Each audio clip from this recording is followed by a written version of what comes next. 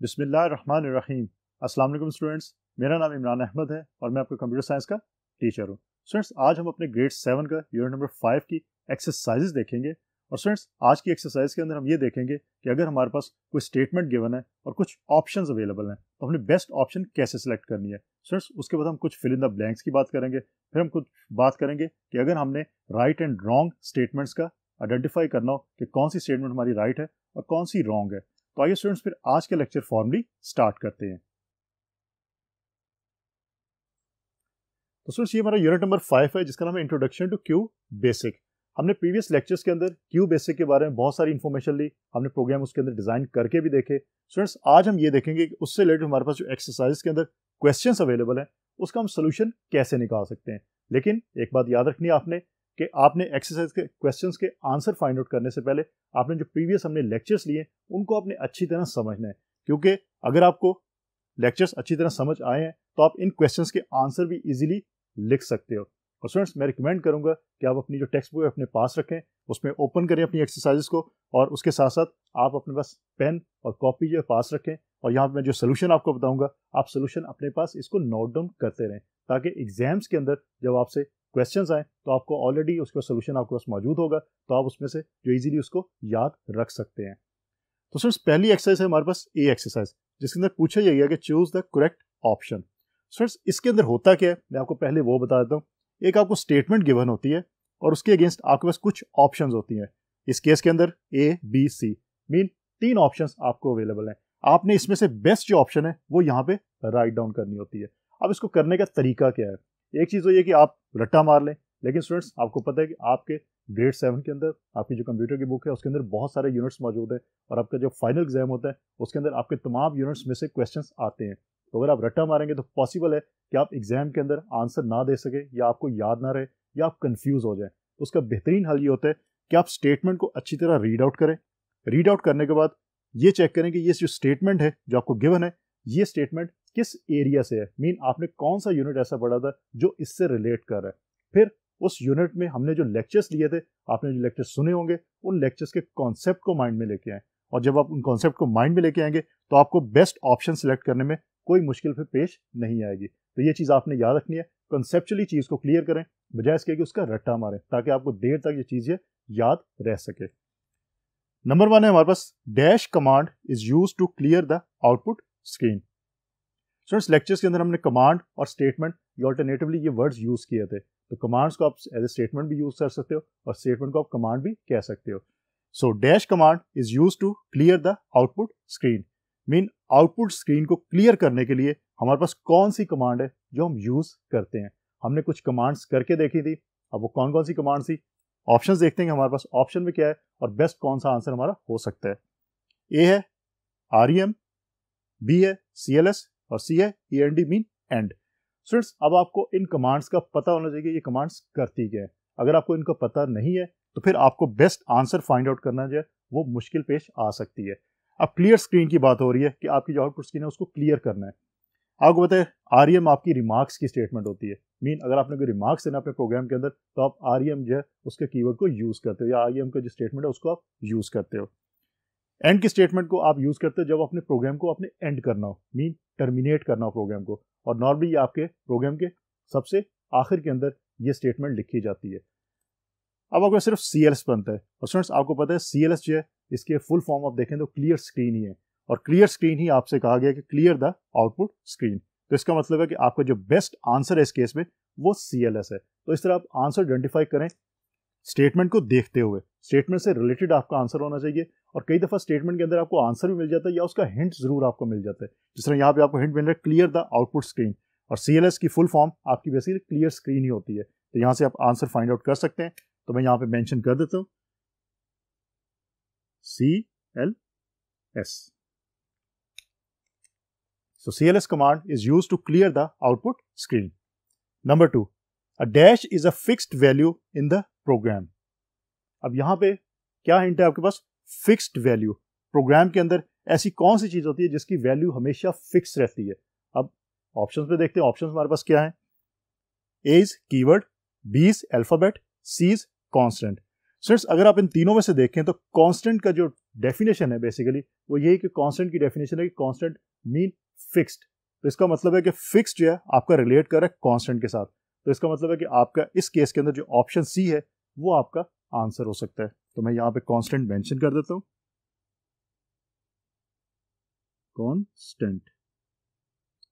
इसके कंट्रास्ट में हमारे पास कौन सा होता है, वेरिएबल होता है, जिसकी वैल्यू फिक्स नहीं होती, उसकी वैल्यू चेंज हो सकती है during the execution of a program. Number 3, dash displays the current file name.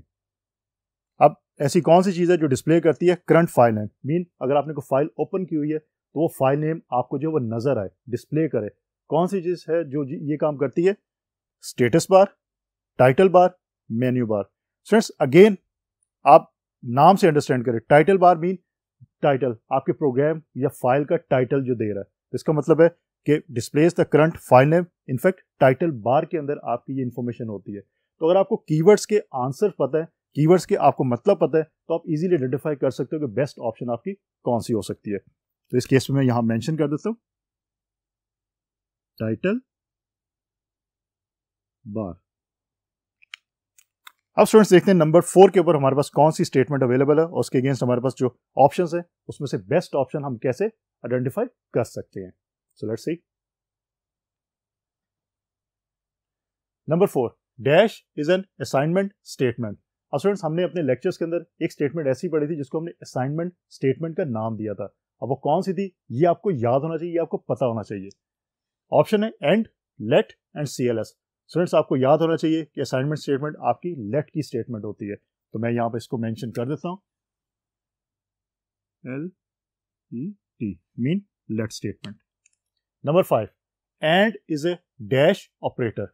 हमने बात की थी कुछ ऑपरेटर्स की कि क्यू बेसिक कुछ ऑपरेटर्स को यूज करते हैं। इसमें हमने बात की थी अरिथमेटिक ऑपरेटर्स की, लॉजिकल ऑपरेटर्स की, रिलेशन ऑपरेटर्स की और स्ट्रिंग ऑपरेटर की। तो स्टूडेंट्स यहाँ पूछा गया कि जो एंड है वो किस ऑपरेटर की जो है वो किस कैटेगरी के अंदर आता है, मीन किस ऑपरेटर की कैटेगरी के अंदर आप एंड को यूज करते हैं। तो स्टूडेंट्स इनफैक्ट एंड जो आपका है वो लॉजिकल ऑपरेटर कहलाता है। याद रखिएगा अरिथमेटिक के अंदर कौन सी आपकी एग्जांपल्स आती है, प्लस, माइनस, मल्टीप्लाई, डिवीजन, ये आपके अरिथमेटिक ऑपरेटर्स हैं। रिलेशन ऑपरेटर्स आपके हैं greater than, less than, equal to, not equal to, ये आपके जो है वो रिलेशनल ऑपरेटर्स हैं। तो लॉजिकल ऑपरेटर्स आपके एंड और नॉट होते हैं। तो इसका मतलब है कि यहाँ पे आप मेंशन करेंगे क्या, लॉजिकल।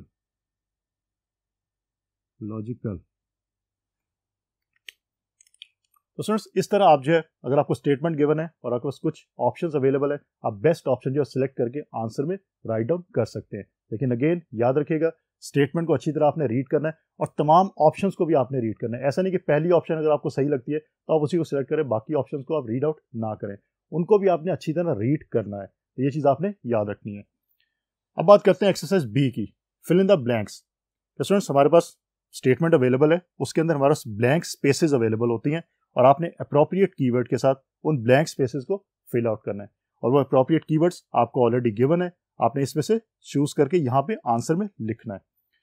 मैंने कीवर्ड्स का बता दूं, integrated development environment, minimise, operator, arithmetic, programmer, logical, maximise, close, relation and string. ये आपके जो अप्रोप्रिएट कीवर्ड्स हैं इनको हम यूज करेंगे किसके अंदर, जो हमारे फिल इन द ब्लैंक्स है उसके अंदर। तो पहला है हमारे पास dash, dash, dash and dash are 4 kinds of operators in QBasic. In fact आपको ये पता होना चाहिए कि 4 काइंड्स ऑफ ऑपरेटर जो क्यू बेसिक में यूज होते हैं उनकी कौन कौन सी टाइप्स है, वो कौन कौन से हैं। इनफैक्ट तो याद रखिएगा अरिथमेटिक, उसके बाद आपके लॉजिकल, रिलेशनल एंड स्ट्रिंग, ये आपके 4 ऑपरेटर्स जो है वो क्यू बेसिक यूज करते हैं। तो यहाँ पे मेंशन कर देता हूँ। सबसे पहले हम लिखते हैं अरिथमेटिक को, अरिथमेटिक, उसके बाद हम बात करते हैं लॉजिकल की, लॉजिकल, फिर हम बात करते हैं रिलेशनल की, रिलेशनल, उसके बाद हम बात करते हैं लास्ट में स्ट्रिंग की।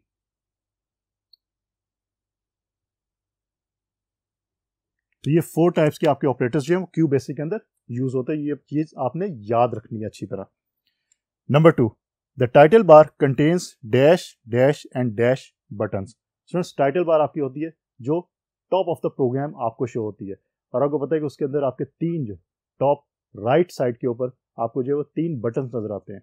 और वो बटन्स आपके कौन से होते हैं, यहाँ से देखते हैं ऑप्शन हमारे पास कौन कौन सी हैं। बटन्स आपके बेसिकली मिनिमाइज का बटन होता है, मैक्सिमाइज का बटन होता है और क्लोज का बटन होता है। तो ये 3 बटन्स आपके वहाँ पे यूज होते हैं। तो यहाँ पे हम मेंशन कर देते हैं। सबसे पहले मेंशन करता हूँ मिनिमाइज का,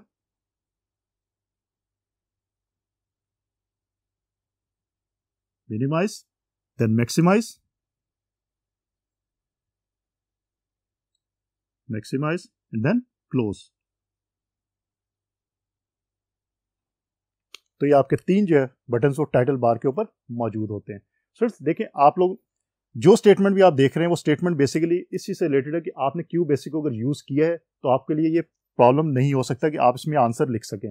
आप इजीली आंसर लिख सकते हैं, लेकिन अगर आपने क्यू बेसिक को यूज़ नहीं किया, मीन उसमें प्रोग्राम आपने टाइप नहीं किया, तो फिर आपको मुश्किल पेश आ सकती है कि आप इनके अंदर जो भी आपकी ब्लैंक स्पेस है उसको फिल आउट करने में। इसलिए मैंने आपको लेक्चर्स में भी कहा था कि आप इसको प्रैक्टिस ज़रूर कीजिएगा, प्रोग्राम खुद से लिख के ज़रूर देखिएगा, ताकि आपको जब एक्सरसाइज आप करें तो आपको प्रॉब्लम ना आए और आप क्वेश्चंस के आंसर इजीली जो है वो लिख सकें। सो नंबर 3 के अंदर, the person who writes a program is known as programmer.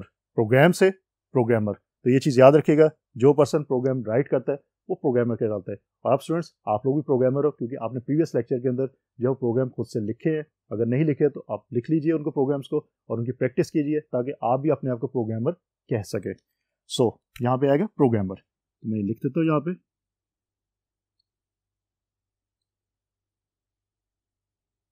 Programmer. अब स्टूडेंट देखते हैं नंबर 4 के ऊपर हमारे पास कौन सी स्टेटमेंट अवेलेबल है और उसके अंदर हम अप्रोप्रिएट जो कीवर्ड है वो कौन सा यूज करेंगे।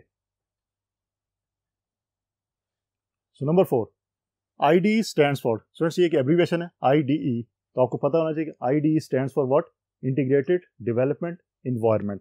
तो मैं यहाँ पे इसको मेंशन कर देता हूँ, इंटीग्रेटेड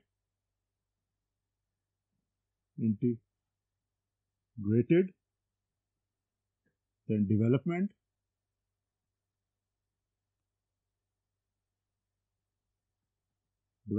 और then E for environment।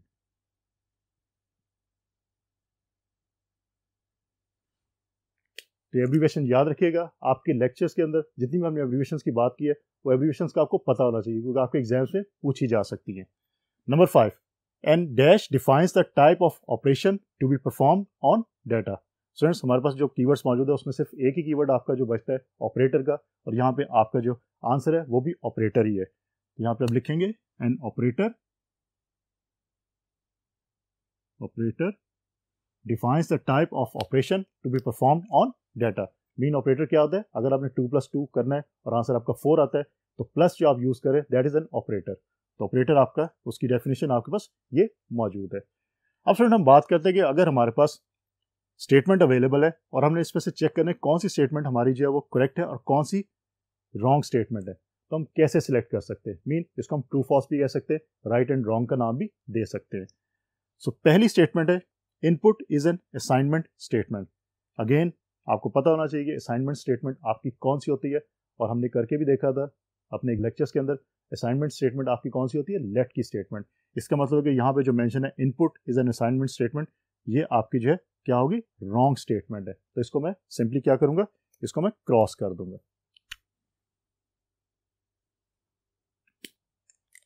Number 2, end command terminates the program. Students इसको आप अंडरस्टैंड इजीली कर सकते हैं, एंड का मतलब ही ये होता है कि खत्म होना। तो एंड कमांड जो टर्मिनेट कर रही है प्रोग्राम को, इसका मतलब है कि ये आपकी स्टेटमेंट जो है, ये आपकी स्टेटमेंट राइट स्टेटमेंट है। तो इसको मैं राइट कर दूंगा। Number 3, F5 function key is use to run the program. हमने लेक्चर्स के अंदर देखा था कि आपने अगर अपने प्रोग्राम को रन करना है तो कैसे रन कर सकते हैं। उसके साथ साथ मैंने आपको ये भी बताया था कि आप F की, अपने कीबोर्ड से F की को अगर प्रेस करते हैं तो फिर भी आपका प्रोग्राम जो है वो रन हो जाता है। तो याद रखिएगा F5 की जो की है आपकी, इनफैक्ट क्या करती है, वो आपके प्रोग्राम को रन या एग्जीक्यूट कर देती है। ये शॉर्टकट की है, इसको आप यूज करते हुए इजीली जो है अपने प्रोग्राम को रन कर सकते हो। तो इसका मतलब this is right one. Number 4, a value which changes during the program execution is called constant। अब स्टूडेंट्स याद रखिएगा, जो वैल्यू आपकी during the execution, mean program की एग्जीक्यूशन के दौरान चेंज होती है, उसको हमने कहा था वो वेरिएबल होती है, और जो चेंज नहीं होती वो आपकी कांस्टेंट होती है। तो यहाँ पे मेंशन है value which changes during the program execution is called constant. In fact ये जो डेफिनेशन है ये वेरिएबल की डेफिनेशन है, ये कांस्टेंट की डेफिनेशन नहीं है। तो इसका मतलब है कि आपकी ये स्टेटमेंट जो है ये रॉन्ग स्टेटमेंट है। Number 5, keywords are reserved words. इसकी बात हमने की थी कि रिजर्व्ड वर्ड्स आपके कौन से होते हैं, जो आपकी प्रोग्रामिंग लैंग्वेज के लिए रिजर्व होते हैं। लाइक प्रिंट का जो कीवर्ड है आप उसको as a variable name declare नहीं कर सकते, क्योंकि प्रिंट की कमांड हम लोग यूज करते हैं, या प्रिंट का स्टेटमेंट हम यूज करते हैं, उनको हम कीवर्ड्स का नाम भी देते हैं। So keywords are reserved words. ये आपकी स्टेटमेंट जो है ये राइट स्टेटमेंट है। Number 6, print command is use to get the output of the program. Students इस चीज को तो आपने याद रखना है, क्यू बेसिक के अंदर जब भी आपको आउटपुट चाहिए आपने प्रिंट की कमांड को यूज करना होता है। तो यहाँ पे अगर मेंशन है print command is use to get the output of the program, तो ये आपकी राइट स्टेटमेंट है, ये चीज आपने याद रखनी है। तो स्टूडेंट्स ये थे हमारे पास कि हमने अगर स्टेटमेंट गिवन है हमने उसमें से चूज आउट करना है कि कौन सी स्टेटमेंट आपकी जो राइट है कौन सी रॉन्ग है, तो हम किस तरह कर सकते हैं। आप स्टूडेंट देखते हैं कि एक्सरसाइज के अंदर हमारे पास जो नेक्स्ट क्वेश्चन है वो कौन सा है। So let's see. Students exercise F के अंदर हमारे पास एक पजल मौजूद है। पजल का मतलब ये आपके पास अगर बुक ओपन है तो आप देख सकते हैं कि पजल क्या है कि आपको एक ग्रिड लाइक स्ट्रक्चर मौजूद होगा, उसके अंदर आपके पास अल्फाबेट्स रोज और कॉलम्स के अंदर लिखे हुए हैं। आपने उसमें से आंसर फाइंड आउट करना है इन स्टेटमेंट्स के against. Students at the end जब मैं लिख दूंगा यहाँ पे मैं आपको दिखा भी दूंगा कि उसके अंदर आप आंसर कहाँ फाइंड आउट कर सकते हैं, लेकिन मैं ये रिकमेंड करूंगा कि आप लोग खुद वहां से आंसर फाइंड आउट करें। मैं यहाँ पे आपको आंसर मेंशन कर दूंगा, आप उस पजल में से खुद उसको आइडेंटिफाई करें, लेकिन मैं यहाँ पे एट द एंड जो है आपको दिखा भी दूंगा उस पजल के अंदर के कहाँ कहाँ पे वो स्पेसिफिक आंसर्स मौजूद है। तो फिर आप उसको याद रखिएगा और ये चेक कीजिएगा कि आपने जितने आंसर्स लिखे थे वो सही हैं या गलत हैं। तो स्टूडेंट्स पहली हमारे पास स्टेटमेंट है a set of instructions to perform a task. Students ये डेफिनेशन है एक चीज़ की, किसकी डेफिनेशन है, इनफैक्ट ये प्रोग्राम की डेफिनेशन है, जो कंप्यूटर के अंदर प्रोग्राम्स लिखे जाते हैं उसकी ये डेफिनेशन है। और आपके जो पजल है उसके अंदर प्रोग्राम का कीवर्ड मौजूद है, आप उसको फाइंड आउट करें खुद से भी। मैं एंड पे आपको दिखा भी दूंगा यहाँ पे कि वो कैसे आपको शो हो रहा है। तो इसका मतलब यहाँ पे हम मेंशन करेंगे प्रोग्राम। तो मैं ये प्रोग्राम लिख देता हूँ, program. Number 2, the name of a company. एक कंपनी का नाम है। अब स्टूडेंट्स ये याद करें कि आपने यूनिट के अंदर जितने हमने लेक्चर्स लिए हैं उसके अंदर आपने किन किन कंपनीज के नाम जो वो सुने थे। मेरा ख्याल है कि आप लोगों को याद ज़हन में सिर्फ एक ही कंपनी का नाम आएगा, दैट इज़ माइक्रोसॉफ्ट, क्योंकि क्यू बेसिक जो है वो माइक्रोसॉफ्ट ने डेवलप करके हमें प्रोवाइड की है। तो इसका मतलब कि यहाँ पे आंसर जो है वो माइक्रोसॉफ्ट ही आएगा। तो याद रखिएगा माइक्रोसॉफ्ट यहाँ पे आंसर आएगा, और आप अपने जो पजल है उसमें भी माइक्रोसॉफ्ट को आइडेंटिफाई कर सकते हैं और ढूंढ सकते हैं, उसमें ये कीवर्ड जो है वो मौजूद है। सो मैं यहाँ पे मेंशन कर देता हूँ Microsoft, Microsoft. Number 3, an assignment statement. आपकी असाइनमेंट स्टेटमेंट कौन सी होती है, सिंपल आपको पता होना चाहिए, हमने लेक्चर्स के अंदर ये करके भी देखा था। लेट की आपकी जो स्टेटमेंट है वो इनफैक्ट आपकी असाइनमेंट स्टेटमेंट है। So LET।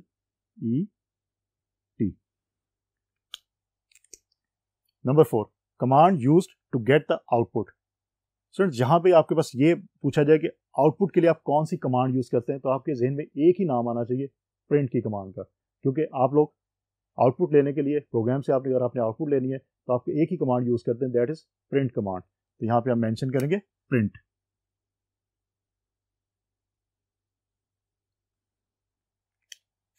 Number 5, command use to take the input from the user.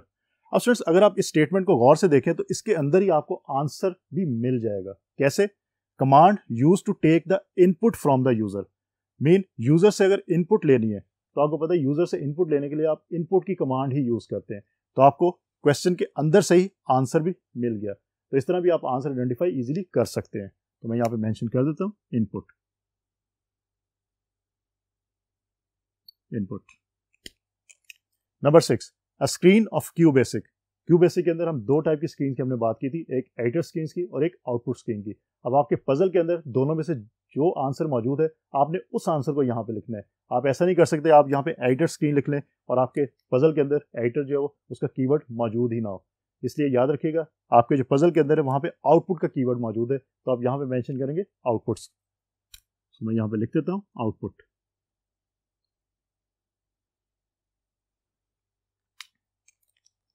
Number 7, command use to make the screen clear. Mean screen को अगर क्लियर करना है तो कौन सी कमांड यूज होती है? आपको पता है कि CLS की जो कमांड है वो इस काम के लिए यूज होती है, क्योंकि CLS को अगर आप फुल फॉर्म देखें तो क्लियर स्क्रीन ही बनती है। तो यहाँ पे हम मेंशन करेंगे CLS। तो स्टूडेंट्स इस तरह आप जो इसको आइडेंटिफाई करके यहाँ पे आंसर लिख सकते हैं, और अब आप स्क्रीन पे देख भी सकते हैं कि जो पजल है हमारे पास उसके अंदर ये तमाम जो कीवर्ड्स है वो कहाँ कहाँ पे मौजूद हैं, और आप जो आपने कीवर्ड्स आइडेंटिफाई किए हैं उससे मैप करें इसको और देखें कि आपके कितने आंसर जो सही है और कितने आंसर गलत है। तो स्टूडेंट्स बेसिकली आज हमने जो यूनिट नंबर 5 हमारा उसके एक्सरसाइज को हमने देखा। कुछ एक्सरसाइज के क्वेश्चंस हमने आज देखे, कुछ क्वेश्चंस मैं आपको नेक्स्ट लेक्चर के अंदर करवाऊंगा। स्टूडेंट्स होपफुली आज का लेक्चर आपको अच्छी तरह समझ आ गया होगा। इंशाल्लाह अगली दफ़ा नए लेक्चर के साथ दोबारा मुलाकात होगी। अपना बहुत सारा ख्याल रखिएगा। अल्लाह हाफिज़।